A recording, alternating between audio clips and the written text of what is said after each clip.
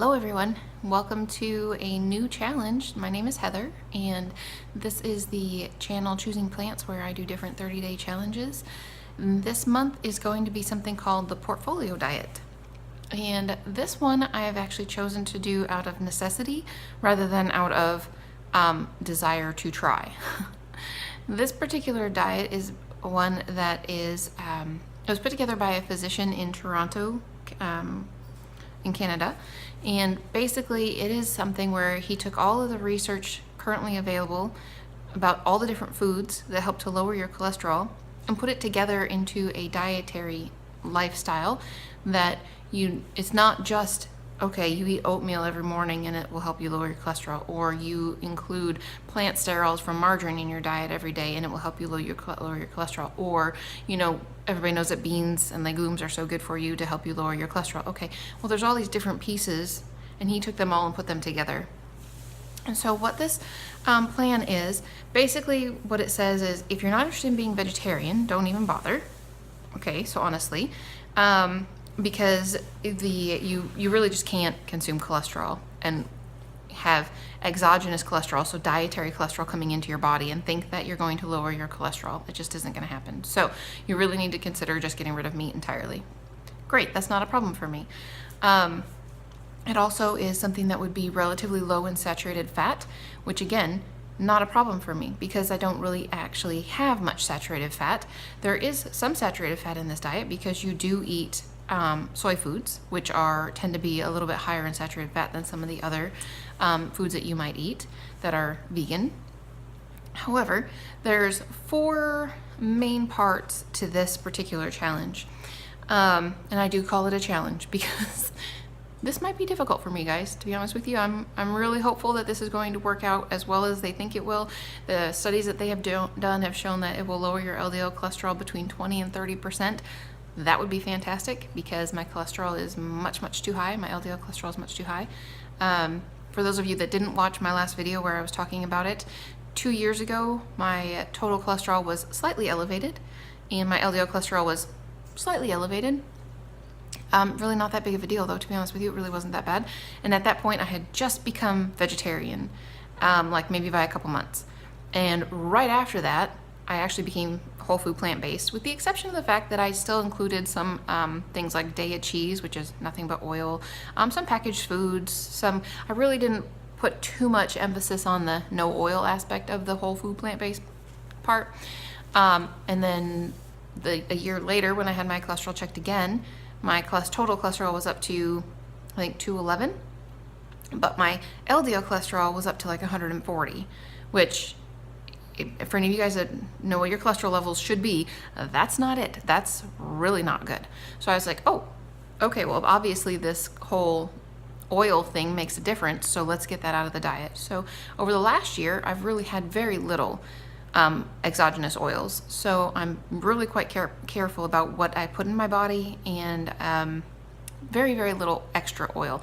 Yes, I do sneak stuff in here and there on occasion. Once a week, maybe I might have something that I maybe shouldn't have had, but it's always vegan and it's usually fairly healthy. So anyway, had it checked again, and yeah, my cholesterol is higher than it was before. So my total cholesterol now is 218 and my LDL cholesterol is 149. So this needs to be stopped, and I'm willing to try a whole food plant-based way of going about it rather than trying the medication way of going about it. I'm not really interested in being on a statin.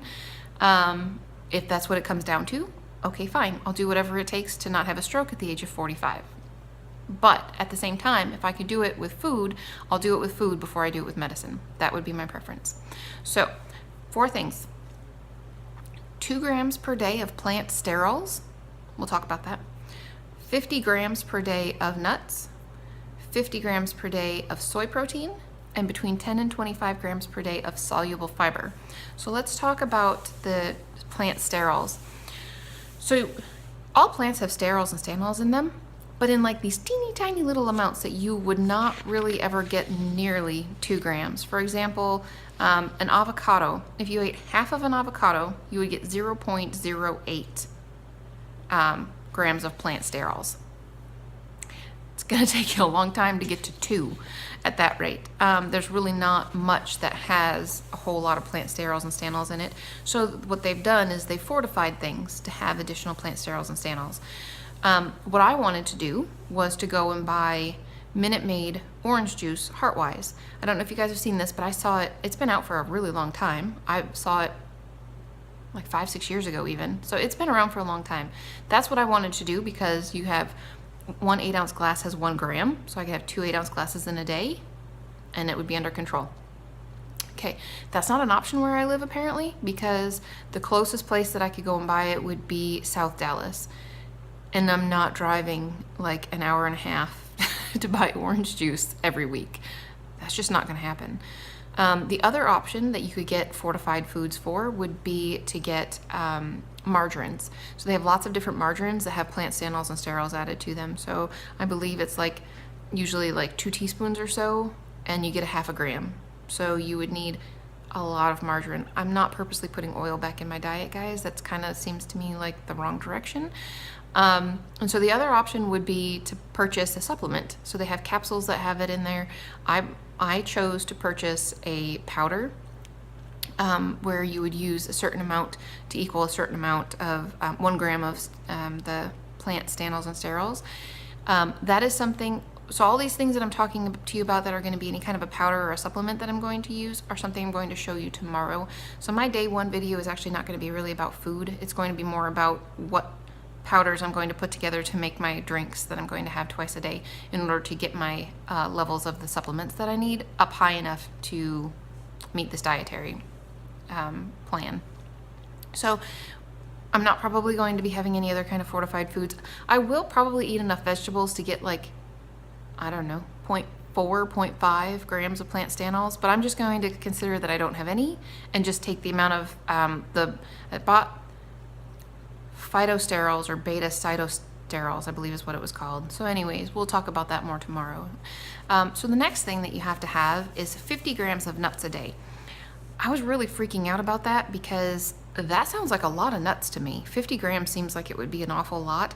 I did do some research and it's actually not quite as bad as I thought it would be. So in order to get, started making myself a little diagram on my computer in terms of what has different amounts of sterols or soluble fiber or soy protein or nuts.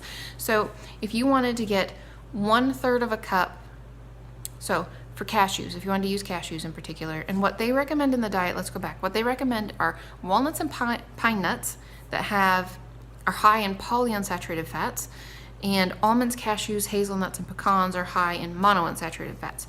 In the diet that they did, they specifically used almonds, and but they have since then said it doesn't matter. Any of the nuts are going to have the same effect. They've done lots of research on it, and so walnuts, pecans, cashews, almonds, whatever, just get 50 grams of nuts in a day. So chopped up, 1/3 of a cup of cashews has 50 grams. That's not too bad. I can probably handle the squeaking in 50 grams of cashews somewhere. Or if I wanted to use walnuts, again, 1/3 of a cup has 42, so not quite 50, but it's close. And almonds, 1/3 of a cup chopped, has 47. So it's not as bad as I thought it would be. I really thought I was going to be eating like 1.5 cups to 2 cups of nuts a day, and that is such an extreme amount of fat and calories that I was really, really worried. So I'm not quite as concerned about that anymore. So that shouldn't be too bad. 1/3 of a cup of chopped nuts. I probably won't eat them. I probably will put them into sauces to make like a cheesy sauce, or to make like zucchini soup and to thicken it, or something along those lines. So I probably won't actually be physically eating nuts.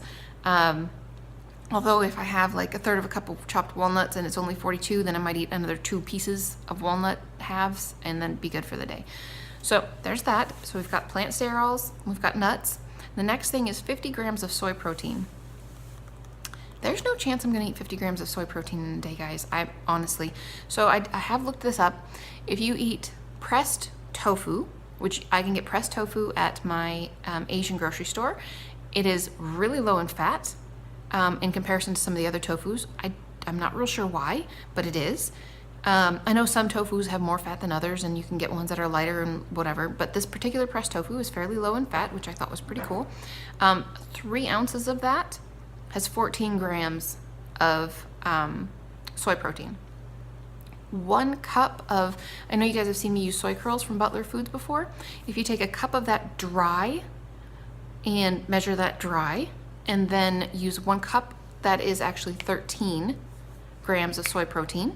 So that's not too bad, but we gotta get to 50 every day. So the light vanilla soy milk that we drink, I don't actually drink it, but I'm probably going to start, has 1 8-ounce glass has 6 grams of soy protein. So between all of that, I'm not going to get 50. It's just not gonna happen. I'm not going to eat enough tofu to get there. So I'm not worried about that. I'm not going to have soy yogurt. I'm not going to go and buy some of the random soyish type products that are out there, like they recommend soy burgers and all that kind of stuff. They all have oils in them. They all have added junk in them. They're high in sodium. I don't want to do that. It's not, to me, the healthiest option. So what I actually did was purchased a soy protein powder. It has 3 ingredients: soy protein. No, I can't remember what the other 2 are. Anyway, it has 3 ingredients, and so it's got hardly anything in it other than soy protein, and 1 scoop, I believe, was 25 grams. So if I can eat some soy curls and some pressed tofu and some soy milk and get that protein powder in me, I'm going to be fine. I may have some days where I actually have more of the protein powder because I didn't get any Butler Food soy curls in me, or I didn't get any pressed tofu. I don't think I'm gonna eat pressed tofu every day, guys. I really just don't. I don't see that happening. I really don't. But I'm going to make an extreme effort to not rely simply on my supplements, but to also try to eat real food on a daily basis. So 50 grams of soy protein. The next thing is 10 to 25 grams of soluble fiber. This one's kind of hard. It's not hard to get fiber at all. But to get soluble fiber, which is much less, it's in much smaller quantities in most foods than insoluble fiber. So I have also been writing down some of the things that have higher amounts of that, but I really still, I'm aiming for 25 grams. It says 10 to 25, I'm aiming for 25. That would be my goal. But in order to get there, I'm gonna go with the supplement route. So for example, 3/4 cup of dry oatmeal, so 3/4 cup, make it into oatmeal, has 3 grams of soluble fiber in it. That'd be a lot of oatmeal in a day. However, there are things that have more. You can have a large orange has 3, half a cup of Brussels sprouts has 2, a medium pear has 2.5. I'm pretty sure a banana, I don't have that written down, but I'm pretty sure a banana had 2. Either black beans or white beans. You actually can have 1 cup of cooked black beans or white beans, and that's 7.5. So that's pretty good, actually. That's really high. So I will probably be eating beans or legumes, lentils of some sort, to try and bump that up as much as possible. But I did purchase another supplement to try and help me with that, and it's psyllium powder. What I really wanted to get was the psyllium seed itself, and then it's usually a product of India, and I wanted to grind it myself. Because like flax seeds, they're not really super, they don't go rancid really fast, but if you don't get the seed and grind it yourself, it's not as effective. It doesn't stay good as long. So we grind our own flaxseed and leave it in the freezer and use our little coffee grinder. Since we don't drink coffee, it works out just great. So that's what I wanted to do. But from what I understand, you can't do that with psyllium seed. You need like a massive industrial type machine to grind it. So I figured that probably wasn't the greatest of options if you're not able to absorb the fiber out of it because you couldn't crush the seed enough to get anything out of it. That kind of defeats the purpose. So I did go ahead and just purchase straight up psyllium powder rather than and the reason that I'm not getting capsules, guys, is because to me it's a lot easier to get something that has 1 ingredient in it and then I adjust the amount that I want than to buy something that not only has the ingredient of the psyllium, but then it also has all the added ingredients of the capsules or whatever puts it into the capsule form, and I just don't want to do that. I would rather get a teaspoon out and measure it and call it good. That's just me though. So 1 teaspoon or 1 tablespoon? I don't know. We're going to talk about this tomorrow though too. So 1, whatever it is, has 5 grams of soluble fiber. So if I have 2 of those a day, that's already 10. That meets the minimum amount that you need. And then if I had either white beans or black beans every day, that would be 17.5. And then throw in a few pieces of fruit and some greens, which I normally eat vegetables anyway, and I should be really close to 25. So I'm not too worried about that part. soluble fiber, and I don't think that if you get more that that's bad. You know, I think that 10 to 25 is, from what I have read, that one is very, very hard for people to get to, especially people that are not used to eating a standard American diet. To actually get even to the 10 grams of soluble fiber is very difficult, and they recommend using a supplement anyway for this particular diet plan. So I had printed out information about the portfolio diet. That's a couple pages long. I started making myself a chart.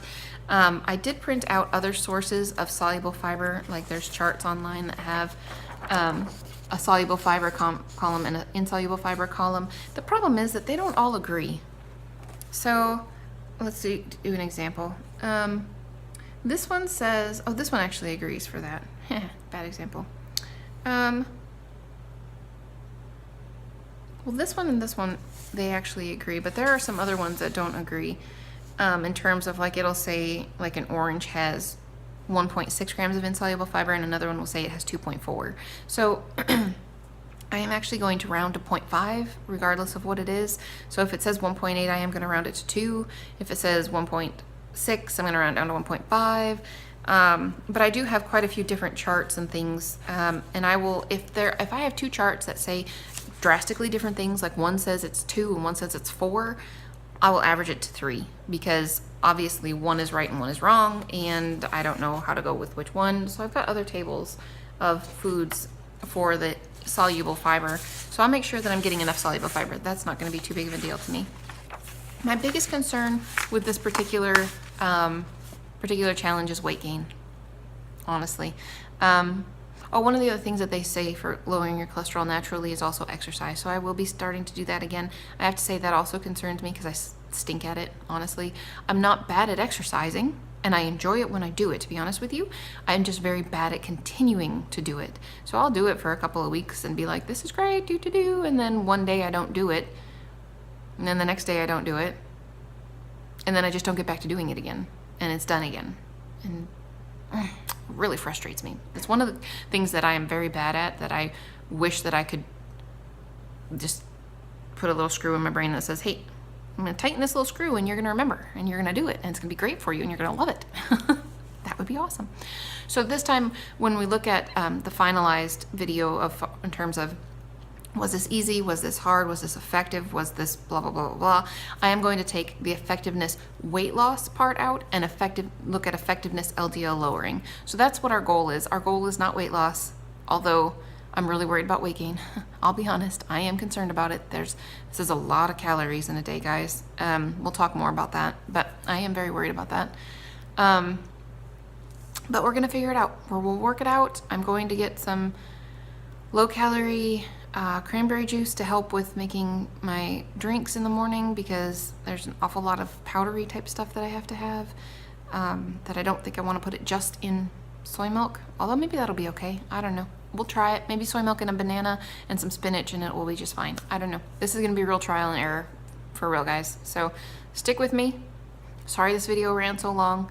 I could actually rant for a little while longer if I needed to, but lower your cholesterol naturally. That's what we're working on. That's what we're going to try to do, and wish me luck and keep your fingers crossed, because I really do hope that this works, because if this works, I'm going to make an effort to get this information out to as many people as possible so that other people can understand that you don't have to take medication to help lower your cholesterol. You can take plant products and do the same thing. So alrighty guys, we'll see you for day 1. Take care.